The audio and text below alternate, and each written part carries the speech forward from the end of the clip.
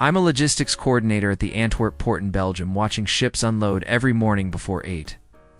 Last Tuesday, an American consultant showed up at 7:45, laptop already open, coffee in hand. Container tracking system, and immediately asked where the meeting room was. Meeting's at 9, I told him.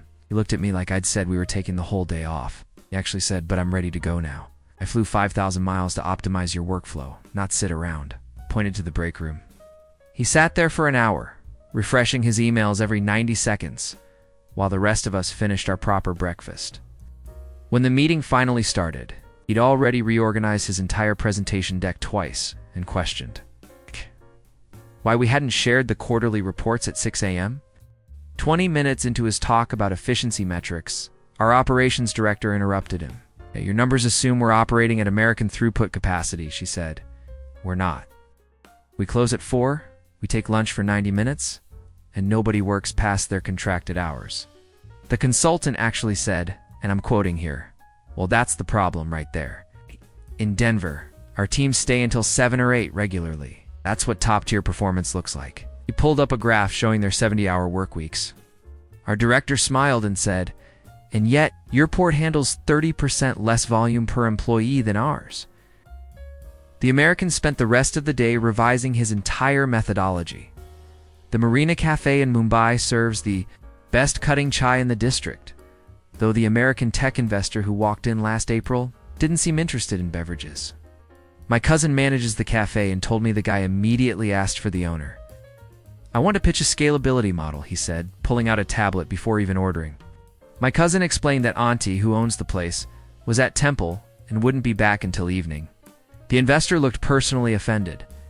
"This is a scheduled meeting," she confirmed for 2 p.m. My cousin checked the logbook and there it was, marked for next week. The American had written down the wrong date, arrived 7 days early, and was now insisting this was somehow our fault because in America, people double confirm via email and text. He actually pulled up his phone to show the blank message thread as evidence that we'd failed to communicate properly, as if Auntie even checked emails. My university roommate transferred from Texas to study architecture in Stockholm, arriving with 3 planners, a color-coded schedule, and enough ambition to design half the city by graduation. Within 2 weeks, she'd approached 4 different firms for internships, emailed professors about networking opportunities, and asked our study group if we wanted to form a professional development collective. We just stared at her. We were 19. She interpreted our confusion as laziness and actually said, "Back home. If you're not building your resume by sophomore year, you're already behind." She'd mapped out her entire career path through 2035, including backup plans if certain firms rejected her. Meanwhile, the rest of us were still figuring out if we even liked architecture or just thought the buildings looked nice. I run tours at the Hermitage Museum in St. Petersburg, explaining Rembrandt techniques to international groups 3 times a day. Last October, an American marketing executive joined a morning tour and spent the entire 90 minutes typing notes into his phone. During the Raphael room, he raised his hand and said, "Quick question. How does this institution measure visitor engagement analytics?" I explained, We're a museum." He looked genuinely confused and said, "But how do you know if you're succeeding?" I gestured at the 300-year-old paintings, clarified that he meant metrics like conversion rates and customer retention. "These are Renaissance masterpieces, not a sales funnel," I told him. He replied, "Everything's a funnel if you think about it correctly," and proceeded to sketch out a visitor optimization strategy on the back of his museum map, complete with projected KPS for Caravaggio viewership. The thing that bothered me wasn't his enthusiasm, it was his absolute certainty that his framework applied here. He kept saying things like, "In Silicon Valley, we've proven that data-driven approaches work for any organization." When I mentioned that we'd been operating successfully since 1764, he said, "Right, but that's legacy thinking. You could triple your impact with proper metrics." He actually suggested we install heat sensors to track which paintings got the most attention, then reorganize the collection based on popularity scores. When I explained that curators arrange art by historical period and artistic movement, he said, "Sure, but what if the data shows visitors prefer chronological mixing?" He'd been in Russia for 6 hours and was already redesigning our national treasure. Based on his previous job optimizing grocery store layouts in Portland, my brother works the reception desk at a Seoul office tower, checking in visitors for 12 different companies spread across 18 floors. Last spring, an American entrepreneur arrived for a 9 a.m. pitch meeting with a venture capital firm on the 14th floor. He walked straight past my brother's desk, heading for the elevators. My brother called out that he needed to sign in first. The American turned around and said, "I'm actually running late. Can we do this after?" My brother explained that nobody goes upstairs without registering. The American looked at his watch, looked at the elevator, and said, "Listen, in New York we value speed over bureaucracy. I'm sure your bosses would appreciate that mindset." He actually tried to step around the desk. My brother blocked his path and repeated the sign-in requirement. The American finally came back, signed the book, and said, "This is exactly why Asian markets lag in innovation. Too many unnecessary steps." He'd been in Korea for 24 hours. The pitch meeting lasted 11 minutes instead of the scheduled hour because nobody from the VC firm showed up. Turned out the American had only emailed his meeting request twice, gotten no response, and assumed that meant yes. When he came back downstairs, furious, my brother asked if he'd called to confirm. "I sent 2 emails," the American said. "That's confirmed." My brother explained that in Korea, business requires phone confirmation. It's usually multiple times and ideally a reference from a mutual contact. The American said, "That's insane. Email confirmation is standard worldwide." The building's visitor policy, written in 3 languages, explaining the confirmation protocol. The American took a picture of it and said he was going to use it as an example in his next blog post about why Eastern business practices slow down global commerce. He'd scheduled 4 more pitch meetings that week, all via email only, all unconfirmed. My brother heard later that he went 0 for 5. I'm a civil servant processing building permits in Copenhagen, working in the same office where my mother worked before retiring. We have a system that's functioned smoothly for 40 years. Last summer, an American developer came in wanting to fast-track approval for a mixed-use complex. He handed me a folder of documents and said, "Everything's there. I need this approved by Friday." It was Tuesday. I explained our standard review period is 6 to 8 weeks. He said, "I'll pay the expedite fee." I told him we don't have expedite fees. He looked at me like I'd just explained that money wasn't real. "Every permitting office has expedite options," he said. "That's how development works." I showed him our fee schedule. Single rate. No upgrades. No fast tracking. He actually asked to speak to my supervisor to discuss custom arrangements. My supervisor came out, looked at the same documents, and confirmed the 6 to 8 week timeline. The American said in Dallas, "We can get permits approved in 72 hours if you know the right people." My supervisor said, "This isn't Dallas." The developer tried a different angle, explaining that his investors expected American-style turnaround times and that Denmark's process was leaving money on the table. My supervisor asked if his investors had researched Danish building codes before investing. The American said they researched the opportunity. The process is supposed to adapt to the opportunity. He genuinely believed that his project's potential value should reshape our entire regulatory framework, and we stuck to the timeline. He filed a complaint with our ministry about anti-business practices, citing our refusal to implement industry-standard acceleration protocols. The ministry sent back a form letter explaining that we were following the law exactly as written. His project got approved in 7 weeks, which was actually faster than average. But he'd already written 3 LinkedIn posts about regulatory obstacles in Nordic markets. My sister teaches at a technical college in Osaka, training students in precision manufacturing. Last November, an American efficiency consultant visited her department to evaluate our teaching methods. He observed 1 class, took extensive notes, and scheduled a feedback meeting for the next day. He opened the meeting by saying, "I've identified 17 areas for improvement." My sister asked him to continue. He said, "First, your students are too slow. They spent 40 minutes on a single component. In American trade schools, we teach speed as a priority." My sister explained that we teach precision as a priority, that our graduates produce work with 0 defect rates. The consultant said, "Sure, but in the real world, time equals money. Perfect is the enemy of good enough." He brought a presentation showing how American manufacturers had increased output by 30% by accepting slightly higher defect rates. My sister asked what those defect rates were. He said around 2 to 3%. She explained that our students graduate with defect rates below 0.5%. The consultant waved this off and said, "That's because you're overteaching. You could cut your program from 2 years to 14 months and still produce competent workers." My sister asked if he'd reviewed our graduate employment statistics. He admitted he hadn't. She showed him the numbers. 98% employment within 3 months. Average starting salary, 40% above industry standard.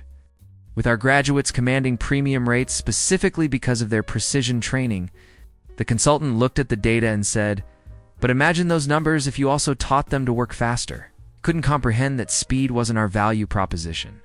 He kept saying things like, "The American manufacturing sector has proven that agility beats perfection," ignoring the fact that the American manufacturing sector had been outsourcing to our graduates for 30 years specifically because of our standards. I'm a vineyard owner in Mendoza, and my family has produced wine here for 6 generations. Last March, an American distributor flew in to discuss importing our Malbec to California. He arrived at the vineyard at 10 a.m., laptop ready, saying he had a flight back to Santiago at 4 and needed to close this deal quickly. I offered him a tasting tour. He said, "Let's just jump to pricing and terms." I explained that we don't discuss business before sharing wine. He actually looked at his watch and said, "I appreciate the hospitality angle, but I've got a tight schedule," I insisted. He sat through the tasting, checking his phone every few minutes, barely smelling the wine before asking about volume discounts. After 30 minutes, he said, "This is excellent product. Here's my offer," and pulled up a contract on his tablet. I told him we'd discuss terms over lunch. He said, "I already ate on the plane," I explained that lunch wasn't optional. He said, "I'm actually trying to cut carbs. Can we just finalize the numbers?" We went to lunch anyway, a 3-hour meal with my wife, my brother, and my head vintner. The American spent the first hour explaining his distribution network. It's the second hour refreshing his email. And the third hour visibly frustrated that we kept talking about everything except his contract. He finally said, "I'm confused about the business model here. When do we talk about business?" My brother said, "We have been. You just haven't been listening." The American looked baffled. After lunch, we discussed terms for 45 minutes, agreed on everything, and shook hands. He missed his flight and had to stay overnight. The next morning, he told me he'd learned that South American business moves at a different speed. Still didn't understand that we'd moved at exactly the right speed, and he'd been rushing toward nothing. My cousin waits tables at a traditional restaurant in Krakow, and we specialize in slow-cooked pierogies that take 40 minutes to prepare properly. They're made to order, no shortcuts, and every regular knows this. Last July, an American family came in during dinner rush. They ordered 4 plates of pierogies. My cousin explained the wait time. The father said, 40 minutes? Can you just microwave them? My cousin said we don't have a microwave. Everything's cooked fresh. The mother said every restaurant has a microwave. My cousin showed them the kitchen through the service window, pointing out the 3 grandmothers hand-folding dough. The father said, "Right, but that's inefficient." In Chicago, Polish restaurants serve pierogies in 15 minutes. My cousin explained that those are pre-made and frozen. The daughter, maybe 12 years old, said, "Can't you just make them faster?" 25 minutes in, the father asked to speak to the manager. He explained that 40 minutes was an unreasonable wait time by international standards, and that we should consider modernizing the cooking process. My uncle, who owns the place, asked what would satisfy them. The father suggested we keep frozen pierogies for customers in a hurry. My uncle explained that would compromise the entire point of our restaurant. The father said the point should be customer satisfaction. My uncle said the point is good food. The father replied, "Good food served slowly is just slow food," as if he'd discovered a profound truth. The pierogies came out at minute 38, perfectly golden. The family ate them in 7 minutes, barely speaking, paid, and left a 3-star review online saying, "We had authentic flavor but need to improve efficiency." The review included a bullet point list of operational suggestions, including implement frozen backup inventory and consider hiring additional kitchen staff during peak hours. We've been operating the same way since 1982. I work at a cafe in Wellington that does flat whites properly, which means the barista takes time to steam the milk to exact temperature and pour it with precision. We're not fast. We're good. Last September, an American tourist ordered a large coffee. I explained, we do flat whites in one size. He said, just make it bigger. I said, we don't make them bigger because the ratio would be wrong. He said, the ratio of what? I explained espresso to milk. He said, just add more milk. I told him that would make it a latte, not a flat white. He said, I don't care what it's called, I want more coffee. I suggested ordering 2 flat whites. He said, that's a scam. Just use a bigger cup. We went back and forth for 3 minutes until my manager came over and made him exactly what he'd asked for. Espresso with extra milk in a large cup. The American took 1 sip and said, this doesn't taste right. My manager asked what was wrong. He said, it's too milky. My manager explained that's what happens when you add more milk. The American said, right, but I meant make it bigger without changing the taste. My manager tried to explain the physics of coffee ratios. The American cut him off and said, in Seattle, they'd just make it bigger without all this drama. My manager said, then you should drink coffee in Seattle. The American demanded a refund. We gave it to him. He left a long review explaining that New Zealand cafe culture was pretentious and inflexible, and that we failed to understand basic customer service principles. Specifically mentioned that American coffee shops have mastered scalability while maintaining quality, which is absolutely something you can believe if you've never had a proper flat white. The review ended with, avoid this place unless you enjoy being lectured about milk temperature. 3 of our regulars saw the review and came in the next day to leave us extra large tips. I manage a traditional bakery in Lyon, and we make croissants the way my grandfather taught me. It takes 3 days because proper lamination can't be rushed. Each morning, we sell out by 10, and that's by design. We make what we make. We don't scale up, and people queue because they know it's worth it. Last spring, an American bakery consultant came in at 9:30 and asked for 6 croissants. We had 2 left. He said, you're turning away customers? That's leaving money on the table. I explained our production model. He said, have you considered increasing batch sizes? I told him that would require different equipment, more staff, and would compromise quality. He said, what if quality dropped 5%, but revenue increased 40%? I asked him to leave. He didn't leave. He stayed and tried to pitch me on artisan-style mass production techniques that American boutique bakeries were using to seem authentic while hitting grocery store volume. He actually said, and I remember this exactly, customers can't tell the difference between 3-day lamination and 18-hour lamination if you market it correctly. I told him I could tell the difference. He said, you're not the target market. The target market is someone who wants to feel like they're eating fancy bread without paying fancy bread prices. I pointed out that our croissants weren't expensive. They were correctly priced for the labor and ingredients. He said, perception is reality. If you charged 20% more but made them faster with cheaper butter, your margins would skyrocket. I asked how that would be better. He said, better for business growth. I asked him what I'd do with business growth. He had no answer. He'd flown from Brooklyn to Paris to tell French bakers how to make bread more like American bread. He left without buying anything. I'm a taxi driver in Bangkok, and I've been navigating this city for 19 years. Last December, an American businessman got in my cab at Suvarnabhumi Airport and said he needed to reach Siloam in 20 minutes. I told him that would take 45 minutes minimum with traffic. He said, Google Maps says 23 minutes. I explained that Google doesn't account for Bangkok traffic patterns during evening rush. He said, it's using real-time data. He said, I'm using 19 years of experience, told me. And this is a direct quote, data beats intuition every time. He pulled out his phone and tried to show me the route Google suggested, I told him that route goes through 3 construction zones and 2 streets that flood when it rains, which it was currently doing.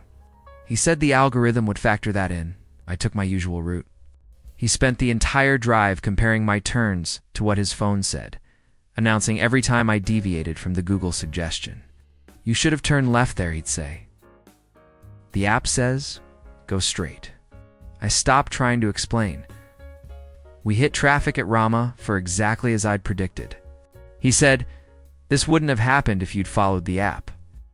I asked if he'd ever been to Bangkok before. He said no, but I don't need to be. I have access to aggregated data from thousands of trips. When we finally arrived at Siloam, 42 minutes later, he said, see? Almost 20 minutes. If you'd listened to my route, we'd have saved time. I'd stopped listening. He paid, gave me 3 stars on the app, and wrote that I refused to follow GPS recommendations, despite having no logical reason. 3 days later, I picked up another American who'd requested me specifically because he'd read that review and thought it was hilarious. My wife operates a small guest house in Provence, the kind of place people find by accident and remember forever. We have 4 rooms, a garden, and my wife's incredible breakfast spread. Last May, an American couple booked a room for 3 nights. They showed up, looked around, and the husband said, "Where's the gym?" "We don't have a gym. We're a guest house in a village of 800 people." He said, "Your booking description said full amenities." I showed him the description, which said comfortable amenities, meaning Wi-Fi, hot water, and heating. He said, "In America, full amenities means gym, pool, and business center minimum." I asked why someone would need a business center in rural Provence. He said, "I'm on vacation, but I'm still checking in with my team." He actually had conference calls scheduled for 7 a.m. each morning. The wife asked if we had a concierge service. I explained that I'm the concierge, and I'm happy to help them with anything. She said no, like an actual concierge who can get reservations at top restaurants. I told her I could recommend excellent local places. She said, "We're looking for Michelin-starred options." The nearest Michelin restaurant was 90 minutes away in a vineyard. She looked disappointed and said, "Your listing really undersold the limitations here." I asked what they'd expected. The husband said something more like a hotel. I asked why they hadn't booked a hotel. He said, "We wanted the authentic bed and breakfast experience." I told him this was exactly that.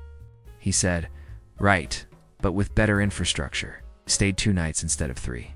Spent most of their time on work calls in their room, and left a review saying we were charming but lacked professional-grade accommodations. They docked us 2 stars for not having a gym in a 17th century farmhouse. I teach Portuguese at a language school in Lisbon, mostly to international professionals moving here for work. Last August, an American student joined my intermediate class despite testing at beginner level. I asked why he'd skipped the fundamentals course. He said, "I learn fast. I'll catch up." First week, he struggled with basic conjugations. Second week, he asked if we could switch to English for grammar explanations because it would save time. Third week, he suggested we focus less on accent marks because nobody really cares about those in real-world business situations. I explained that accent marks change word meanings. He said context handles that. I gave him a sentence. El esta na praca versus el esta na praca. First means he's in the square. Second means he settles, establishes in the square. Different verbs, different meanings. All because of one accent. He waved this off and said anyone would understand from context. I asked him to tell me which sentence I'd just said out loud. He couldn't. He got frustrated and said, "This is why Americans struggle with languages. You focus on perfection instead of communication." I pointed out that miscommunication happens when you ignore the details he called perfection. He said, "In California, we value efficiency over accuracy." I asked how efficient it was to say the wrong thing and confuse everyone. He didn't have an answer, but the next week, he brought in an article about conversational fluency models from an American linguist, who argued that native-level accuracy was an outdated goal. He genuinely thought this article would convince me to change my entire teaching method.